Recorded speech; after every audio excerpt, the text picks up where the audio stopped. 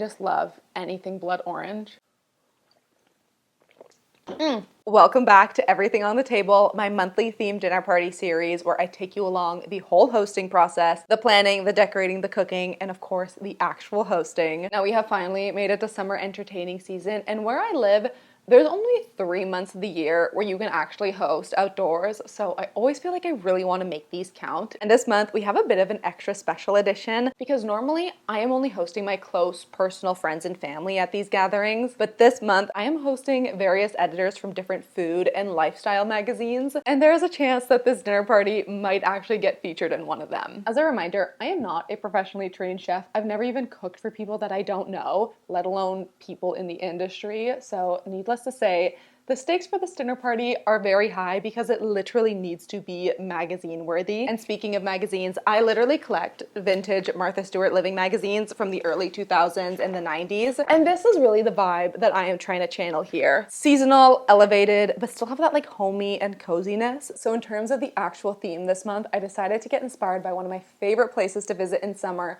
the garden center. And when I think about a garden center, there's two main aspects I'm thinking about. The first is the literal greenhouse, a beautiful glass building that's full of planters and hanging baskets and just greenery everywhere. And so we are going to channel that aspect of it by having welcome drinks here in the sunroom, because the shape of this room with all of the windows, the tinted ceiling, and just seeing all this lush greenery in the background really has the bones and makes you feel like you're kind of in a greenhouse. And instead of adding just vases full of flowers to this room, we're going to really lean in to the greenhouse vibe and decorate it with literal planters, which I feel like will really make the theme come to life. And the other aspect of the garden center I love is that really whimsical home decor section. I feel like you usually see funky glassware, interesting dishes, outdoor lighting options. And that's what I really want to channel into the tablescape for the main dinner, which we'll be doing out in the garden. So I'm going to be breaking out my cabbage dishware, these floral embroidered napkins that I have, some colored glassware, and generally just load the table with a lot of green because I really want the table to just feel like a natural extension of the garden. I want the whole backyard space to feel very cohesive and magazine worthy. So that's the theme for the decor and vibe. Now we can talk menu. Now there has been some chatter that some of these recipes might find their way into the magazines, so I'm kind of wanting to cook up some of my greatest hits. Things that frankly I know I can nail, but also have been hits of dinner parties past. Immediately I knew the main was going to be my slow roasted spoon salmon. It's a beautiful, kind of dramatic side of salmon that could not be easier to cook, and it just makes for the most delicious, tender salmon. I serve it chilled, topped with a caper chimichurri, and it's just frankly fantastic. And the other thing I know I want to make is my annual strawberries and cream layer cake. I've been making it every single year, I think for the past 5 or 6 years, and anytime I serve it to anyone, it's always their favorite recipe of the night. And then for the rest of the menu, I'm gonna serve up some spritzes, a really fun non-alcoholic option, which is a cucumber mint shrub. The appetizer, I'm gonna do a twist on your classic tomato panzanella, and instead I'll be making a zucchini pesto panzanella, loaded with basil, pine nuts, lots of parm, and roasted zucchini instead of tomatoes. And then in terms of the dishes I wanted to serve alongside the main course with that big side of salmon, I just wanted to lean into the veggies that are most delicious where I am now. And that's asparagus and radishes still. And I feel like with asparagus, the go-to thing to do is like lightly cook it or grill it. But I want to do something a little different. So we're going to do a shaved asparagus salad with parsley and toasted almonds, maybe a little pecorino in there. And on the other hand, radishes are usually served raw. So we're going to serve those roasted, tossed in a preserved lemon and chili vinaigrette, topped with these really crunchy radish green chips. And then we'll finish it off with that strawberries and cream layer cake for dessert. I'm feeling pretty good about the plan, so let's start diving in and actually get the ball rolling.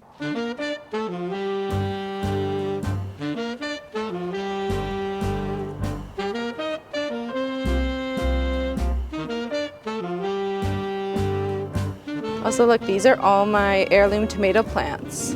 They're very little, and I still haven't trellised them, but we'll get there eventually. Okay, it's tablescape time. Now, normally I like to set the table a day or even 2 days in advance, but when you're eating outside, you can't do that because there's dust and pollen and bugs, and just obviously not. But I do think it's still worth it to do like a dress rehearsal of the tablescape, because the one time I didn't do that, I was scrambling half an hour before people came and I hated how the table turned out. So I have learned my lesson now. The most exciting thing for me is that we're using my cabbage plates again. I've used these once before, and needless to say, they were very much due for a reuse. A reuse? So we have the cabbage plates, and then these bowls will be for the zucchini, pesto, panzanella. I actually got these at Value Village, I don't know, like 4 years ago. They're the first set of dishes I ever got, and they're still some of my favorites. So that's the main dishware, and the glasses are really fun. So these I've actually never used before, and I really like that the base is green and then the top is peach. It just brings like a little bit of warmth.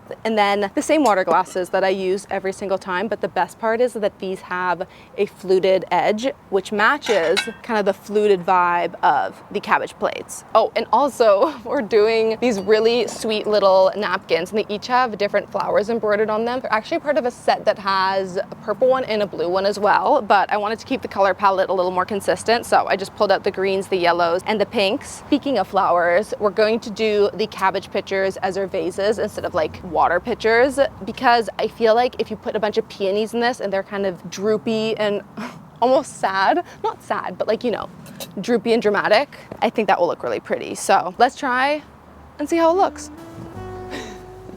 Almost. One more time. It's hard.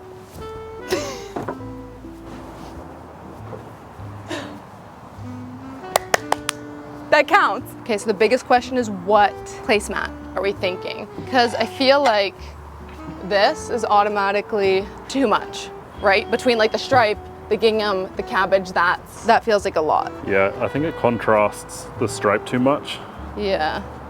It's the just, beige one's let's a take little this out. simple. Yeah, Perhaps I just don't know if I like the round with that. I feel like if we just have a straight line of these, that'll be better. Yeah, I think the rectangular one's more Right? cohesive. Also, the fluted outside kind of matches the plates and the glasses. Yeah, that's the one. Now what I'm also thinking is, instead of going like this, we go vertical. Like, is that weird? I feel like it's kind of weird, but it's either that or no placemat. And that's also weird. So I think we're gonna try it out. We'll see.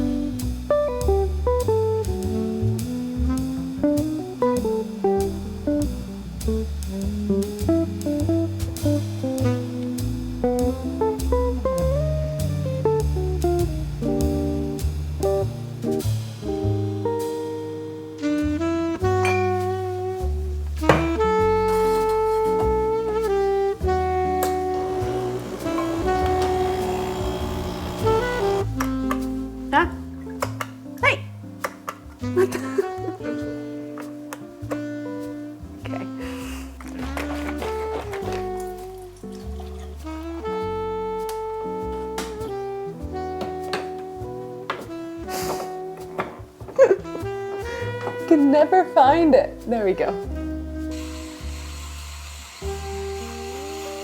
Go around, I think, like this. Oh, wait, no. And then.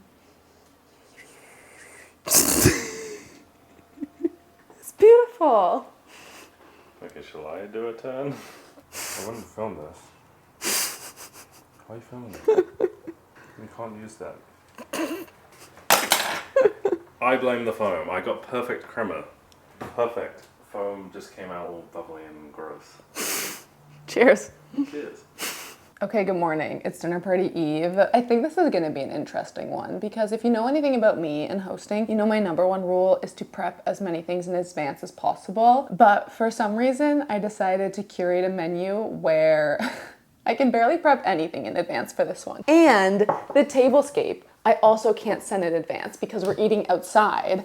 So tomorrow is going to be interesting. Today might be kind of chill, but I don't know. All I know is that the first thing we are doing today is baking and prepping the like strawberries and cream cake. This is a cake I make every single year, usually around May, June, you know, when it's peak strawberry season. And I have yet to bake it yet. And it's always a big crowd pleaser. It's kind of like a little show-stopping dessert moment. So, oh, and I should also remind you that we're not just hosting my friends for this dinner party. I'm hosting magazine editors. So if there was ever a party for me to curate a menu that I can like fully prep in advance almost, so that I can have like a really calm dinner party day to like calm my nerves, it would have been this one. And I did the opposite. So okay, so first we are making the strawberries and cream layer cake. Now I have been making this cake every summer for the past like 3, maybe even 4 years at this point. And the base cake itself is also super customizable. So it's like once you got that down, you can go a million different directions. It's just kind of my go-to base layer cake recipe. So first you're gonna prep your dry ingredient mix and your wet ingredient mix. So for the dry ingredients, we are doing 1.5 cups of flour, 1.5 teaspoons of baking powder, 1/2 teaspoon of baking soda, and 1/2 teaspoon of salt. Okay, and then we're also just gonna mix in 1 teaspoon of vanilla to 2/3 of a cup of buttermilk. Okay, now when it comes to creaming the butter and the sugar together, I always like to combine any kind of like citrus zest into the sugar first. It just helps to bring out the flavor a little bit better. So we have 2 cups of sugar. no, definitely not 2 cups, 1 cup. 1 cup of sugar. And then you're gonna add in the zest of 1 orange. And any of those like clumpy bits of citrus zest, just like squeeze them into the sugar. You just want it nice and evenly distributed. Okay, now we're gonna cream in the butter with the sugar. You do really wanna take your time with this step. If you've ever baked a cake before, you know you cream your butter with your sugar, but I think most people aren't creaming it enough, and then you get little butter pockets, and that's not good. So take the time. It will take time. It's worth it.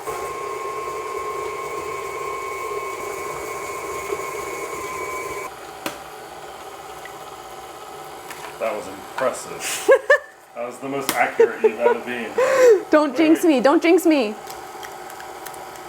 Wow, that's never happening again. I got really excited about that, and I was supposed to incorporate the egg fully before adding in the other, but it's fine. It'll be fine.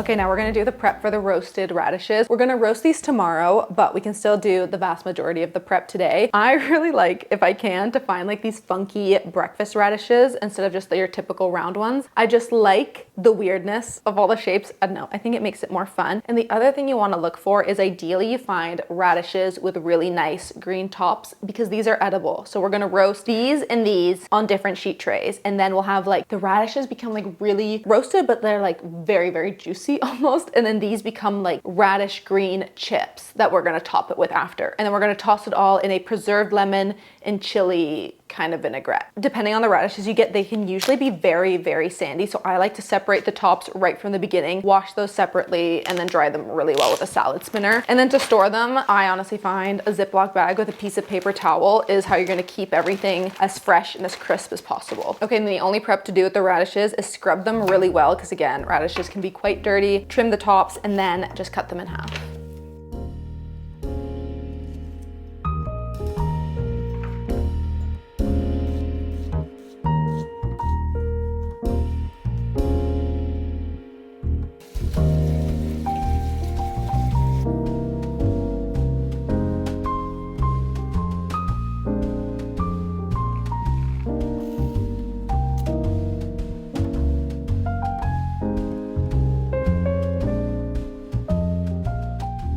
The radishes and the vinaigrette are prepped for tomorrow, but I did have a few extra bunches. So we're gonna do a bit of a test run. I mean, I've made this recipe many times before, but it's been like a year. So radishes on one, greens on the other. And you want all the radishes to go cut side down. And you want the greens to crisp up, not steam. So try to get them nicely spread out in an even layer. These are gonna go into a 425-degree oven. You want the greens to become like nice and chippy, and then these to kind of roast until the edges look, for lack of a better word, roasty. So we're gonna put them both in. These will be done probably at about 10 minutes. When they look like chips, take them out. These will need probably like 15 minutes longer. 10 minutes, 25 minutes to make it more clear.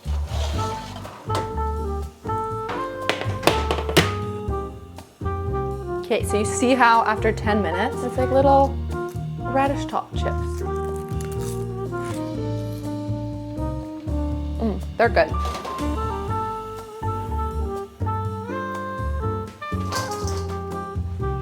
We have our vinaigrette.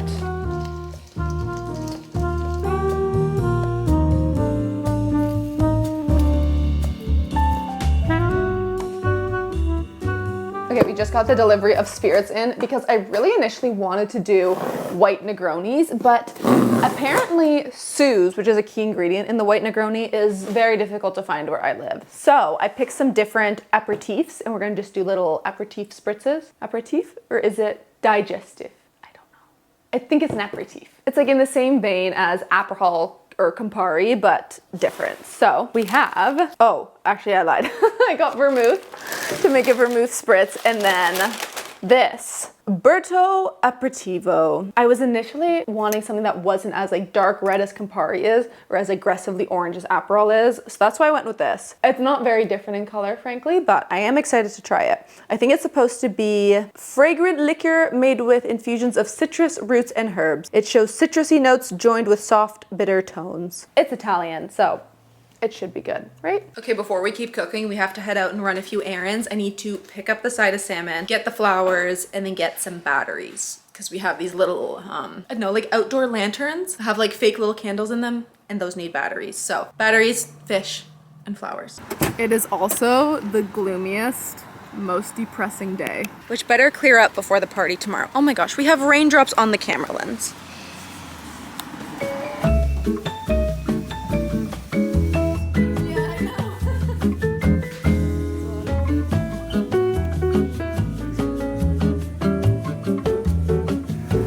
All the peonies are pink, but it looks like they do have a few white ones, which is what I need. Oh, there's more down here.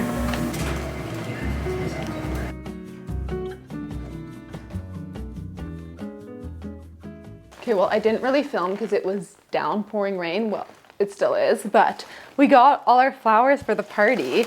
I mostly went with peonies. They had like no white peonies. I feel like I got almost the last 3 batches, but what I was very happy about is they only had 2 bouquets with these. So it's like they were sold as 10 stems, but then these ones have all like the unopened buds, and I really like the look of that. And like this, even though it's 10 blooms, was the same price as this without all the fun little buds. I wish all 3 had the buds, but I'm glad to have 2.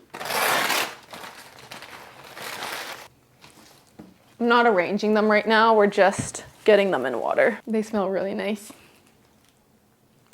Thanks.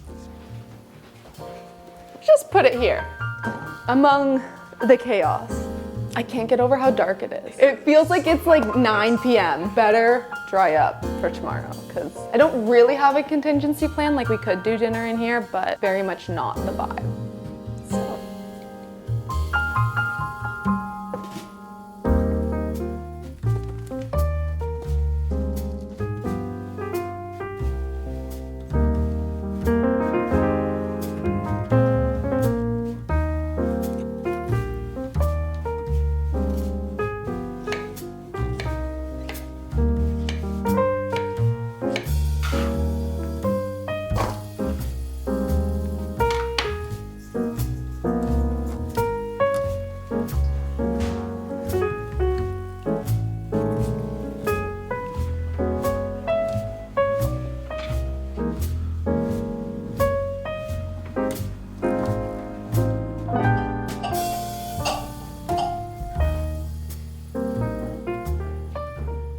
Okay, well, we last minute decided that we think the house needs planters indoors to give more of a gardening type vibe. And maybe I'm thinking watering cans to put the peonies in. So we got 19 minutes until Home Depot closes and we're just gonna cross our fingers and see if we can find something to make it work.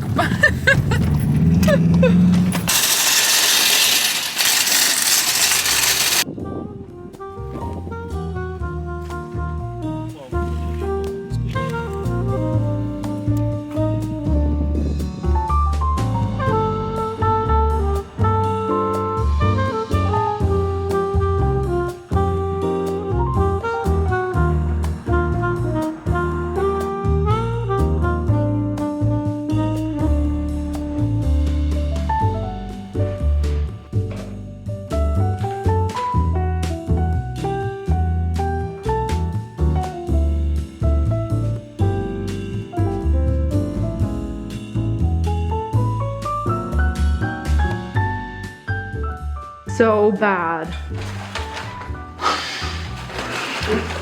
Aaron's scarred from the kitchen now, so McDonald's it is. To my defense, the whole fridge is taken up with dinner party food, so, and I can't eat that obviously. It's been a long, hard working day. So it's time for Formula One and a gourmet meal of my own.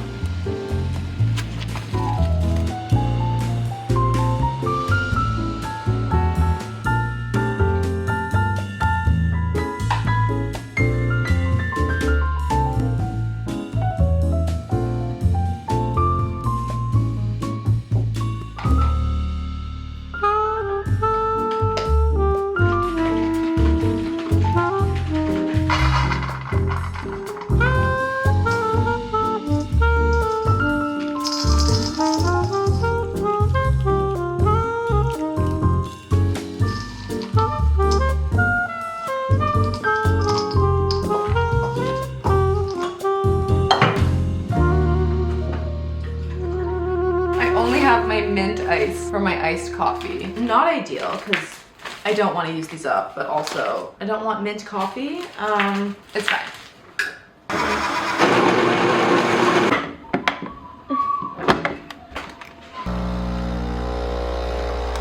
Because it was the only ice I had.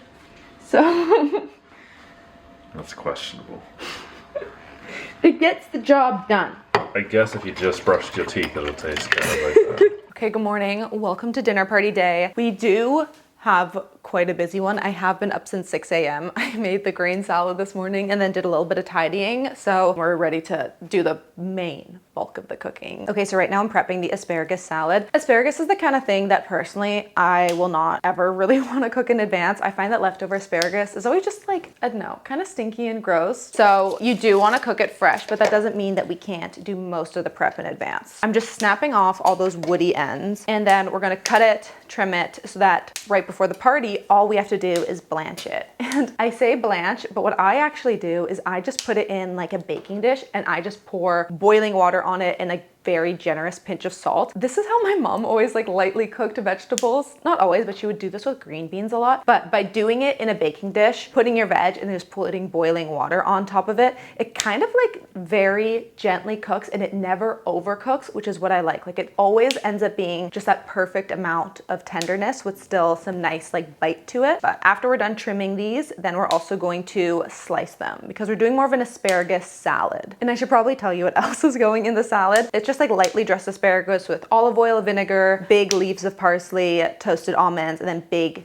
shavings of pecorino. It is the kind of salad that you only really want to make when asparagus is like perfectly in season. By the time this video is up, I feel like asparagus season will kind of be over because we're tailing near the end. Like for me where I live, asparagus is like peak, maybe just starting to tail off peak, but I don't know. You want to do this with like nice, good asparagus. And then in terms of cutting the asparagus, I like to cut it on a very dramatic bias. There's something about these like long kind of angular cuts that just feel a little more elegant. And something else you want to think about when you're doing a salad is what is the shape of all the pieces, because you don't want everything to be very different shapes, if that makes sense. So here we're doing like these long kind of thin slices of asparagus. We're also going to be doing thin shavings of pecorino. The almonds are those, what are they called? Slivered almonds? I think they're called slivered almonds, the ones that are kind of like, not the ones that are paper flat, the ones that are like a little chunky and longer, but that way everything has this kind of like length to it. If I was doing like crumbles of pecorino and like chopped asparagus, like little rounds and stuff, it would just kind of look, I don't know, like minced meat, like it would just look weird. So you want it to look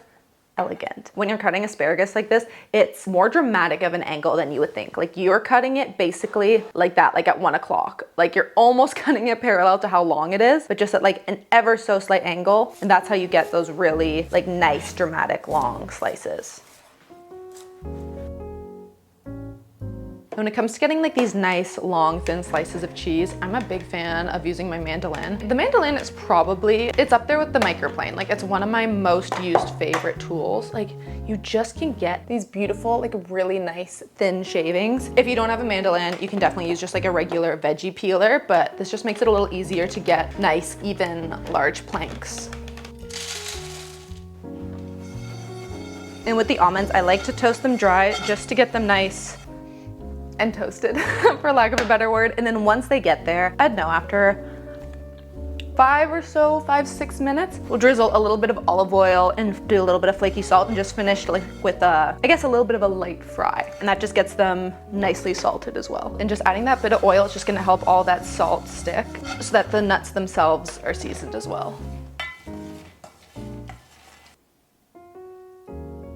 Okay, now we are going to make the zucchini pesto panzanella. This is gonna be our appetizer course. Now when you're picking bread for a panzanella, you want something that has a good amount of like structure and crust to it. I bought these like 2 days ago, so they're already a little bit stale, but we will be drying them out in the oven a little bit more just because I also want them to get nice and golden. I have 3 loaves. I kind of think 2 is gonna be sufficient. In an ideal world, you would kind of like just rip apart the bread like stuffing, but it's a little too crusty for that. So I think I'm gonna cut it into slices and then I'll rip after that because it's nice to have irregular chunks as opposed to perfect little cubes. I'm going yay thick. I feel like with panzanella, you end up ripping it into smaller chunks than you kind of would think. I don't know, intuitively, I feel like I wanna leave the bread in much larger pieces, at least me personally, but then it's just kind of like too big and awkward to eat. 2 loaves of bread cubes. Now we're gonna get this in a 425-degree oven just until they're looking dried out and a little golden.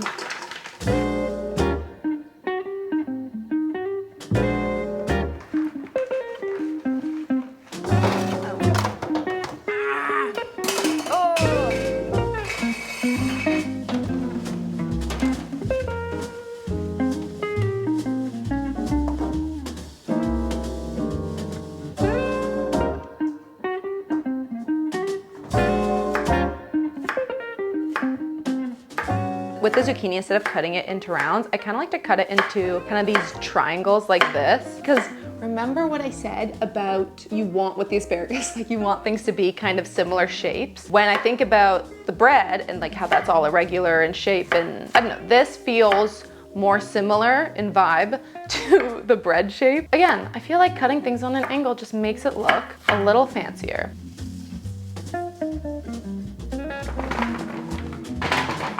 I'm Currently debating if I want to spread this out onto 3 pans, which I really don't want to do. I don't want the zucchini to steam too much. And I want all the flat sides to get really good contact with the metal to help them brown. Honestly, I kind of feel like this is good as is, because I also don't want them to dry out. Like, I still want them to be nice and juicy. Yeah, we'll leave them like this.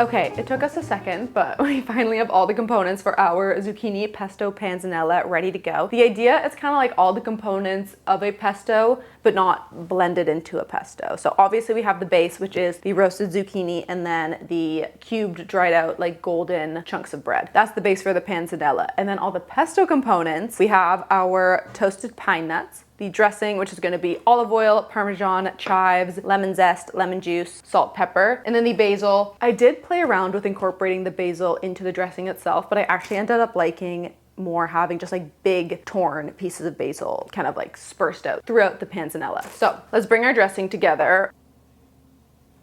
All right, and then for the dressing, we have a ton of Parmesan in here, chives and lemon zest, then lemon juice. Just get that all kind of evenly mixed and distributed, and then we can add in the olive oil. I really should have done this in a deli container. Why didn't I do this in a deli container? This is going to be so much easier. Yeah, there we go. And then we can just do this. I don't know how, but I almost forgot to grate in the garlic. This is a huge clove. I'm almost considering this, like this one clove pretty much equates almost 4. That's a bit of an exaggeration, probably 3, but she's big. It's gonna be a lot of panzanella, so I'm gonna try and toss it between 2 bowls. I think I'm gonna add in not all the bread, because I wanna see how the zucchini ratio is. Okay, we're gonna dress just the bread first, because we don't wanna rough up the zucchini too much.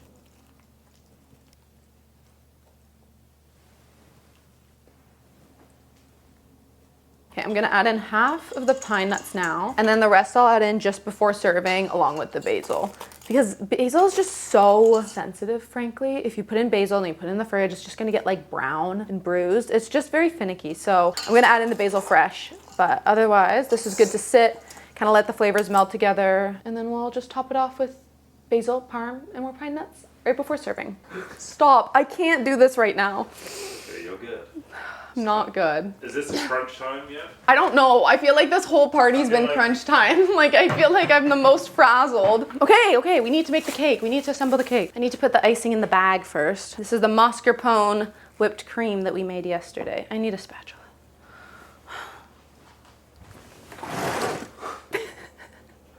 It's fine. Everything's gonna be fine. Okay, what happened here? I dropped it. Just as I was saying, I might not have enough icing. I freaking dropped it. It's gonna be a mess. Okay, well, it just is what it is.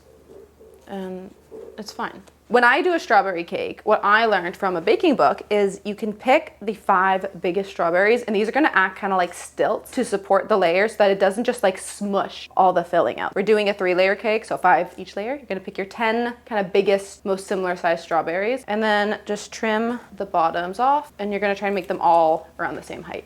Now we need our strawberries all at about the same height. So you find your smallest one, and then we're just gonna cut the tip off. Like, it doesn't have to be perfect, but you can't have a lopsided cake. And this is what's gonna give you the structure. Okay, and then remember those strawberries you macerated yesterday? We're going to strain out all of that syrup. And this is what we're gonna brush on the cake layers.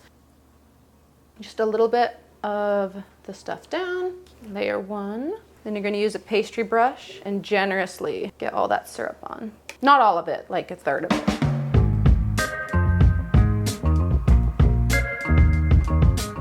Okay, it's strawberry stilt time. So you're gonna do 1 in the center, and then 1 on each kind of, I don't know, compass.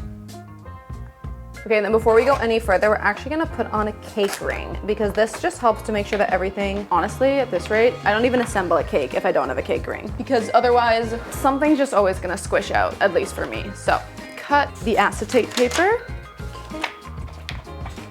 Make it nice and snug. And then you put the cake ring on. And then you just tighten it until it's nice and snug with the cake.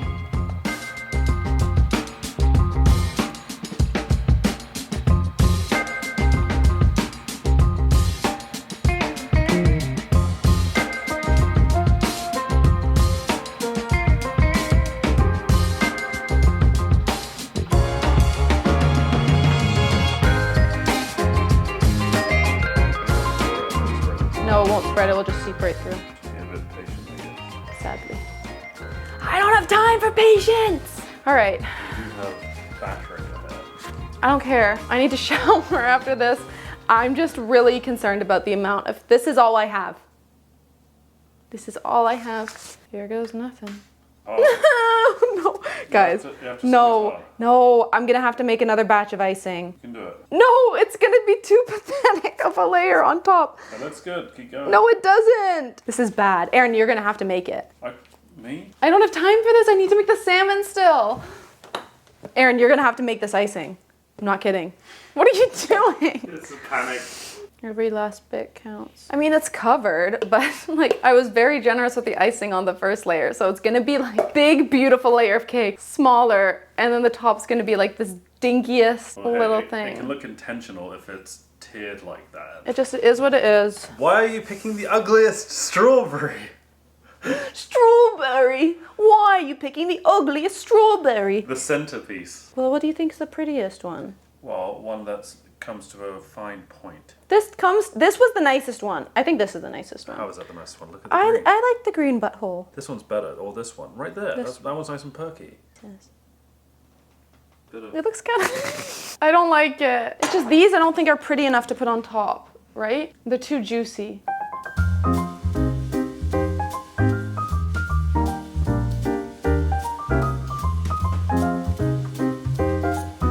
There we go.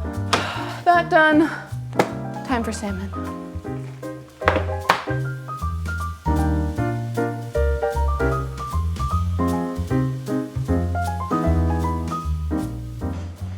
We've changed. It's time for the salmon to go into the oven. It's a big boy.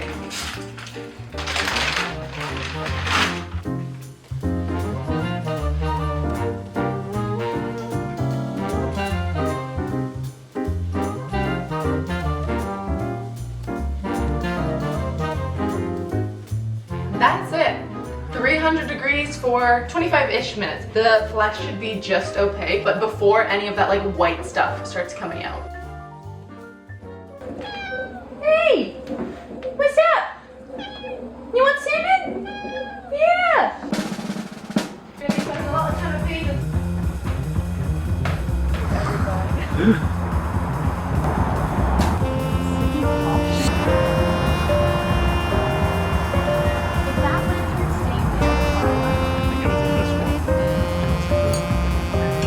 Here. I'll just stop holding.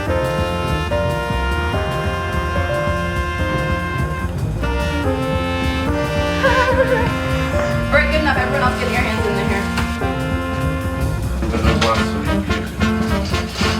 Change weight, okay?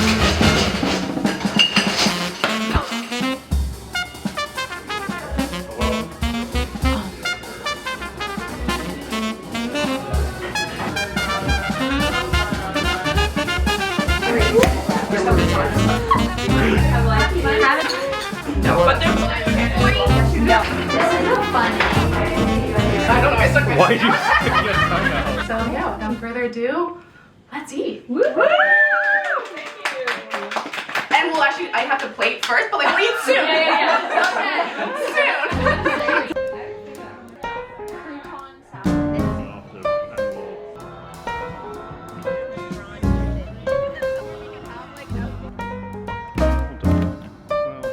Okay, go slow. Should we do a little louder?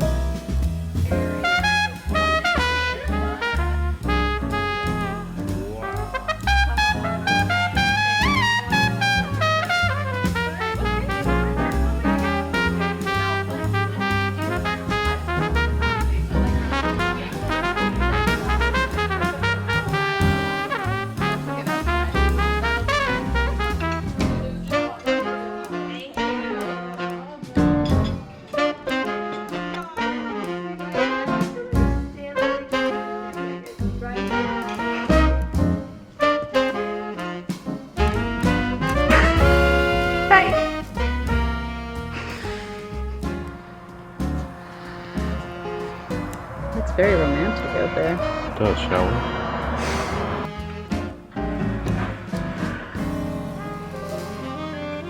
Okay, the camera battery is about to die, but that is a wrap on this month's dinner party. We just finished doing a kitchen reset because my number one rule, as I always say, is do the dishes before bed, because as much as you don't want to do them tonight, they'll be crusty in the morning and then it's way worse. So, dishes are done. Dishwasher's going. All the fancy stuff has been hand washed. The sunroom is reset. The patio table, the outdoor dining table is clear. The cover is on. Everything's clean. You can see here. It's empty. It's clean. It's like the party never happened. Anyways, I'm going to bed. That's a wrap. If you're still here, thank you so much for watching. Make sure to like and subscribe and comment and all the things. And I'll see you back here next month to go over everything on the table. Bye.